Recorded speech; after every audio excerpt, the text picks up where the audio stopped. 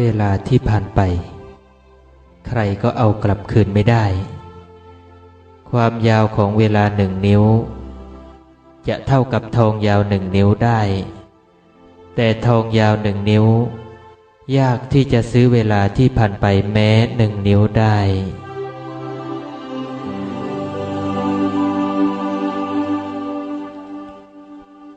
พอใจที่จะทำงานหรือจะไม่ทำงานได้แต่อย่าทำงานด้วยความไม่พอใจเป็นอันขาด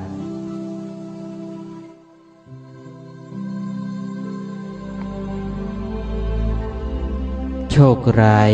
โชคดีนินทาสรรเสริญทุกข์สุขเป็นแขกเจ้าประจำสำหรับชีวิต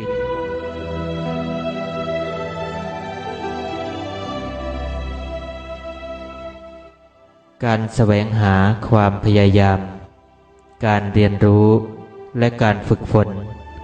ทำให้คนเป็นอะไรก็ได้ที่เขาอยากจะเป็น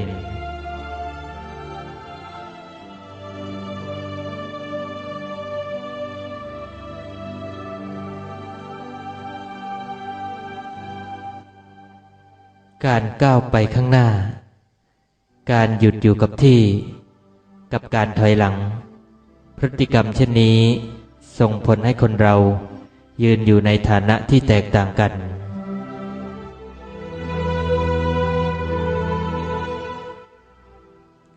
ความสุขทั้งหลาย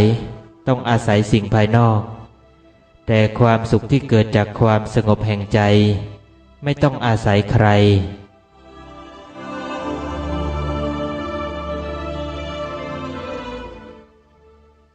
ความไม่เป็นหนี้เป็นสุขในโลกจึงมีคำพังเพยว่า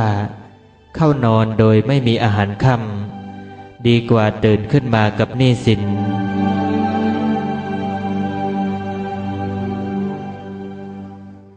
คนโง่มีทรัพย์แล้วใช้ไม่เป็น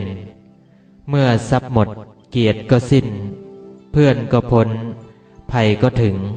ย่อมเป็นทุกข์ต้องดิ้นรนเหมือนนกติดแล้ว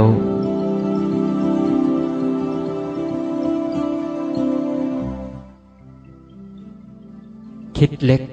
งานเล็กคิดใหญ่งานใหญ่เพราะความคิดเป็นจุดเริ่มต้นของงานทั้งปวง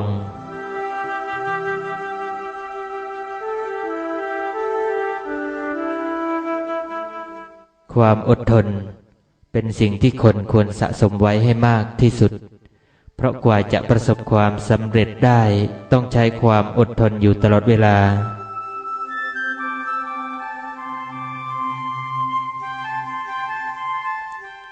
ฝนตกฟ้าร้องนาฬิกาไม่เคยหยุดหมุนชีวิตคนก็เหมือนกันโชคดีโชคร้ายชีวิตก็ต้องดำเนินต่อไป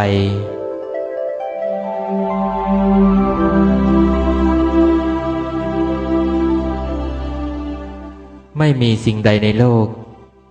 ที่คนคนหนึ่งเคยทำได้แล้วคนอีกคนหนึ่งจะทำไม่ได้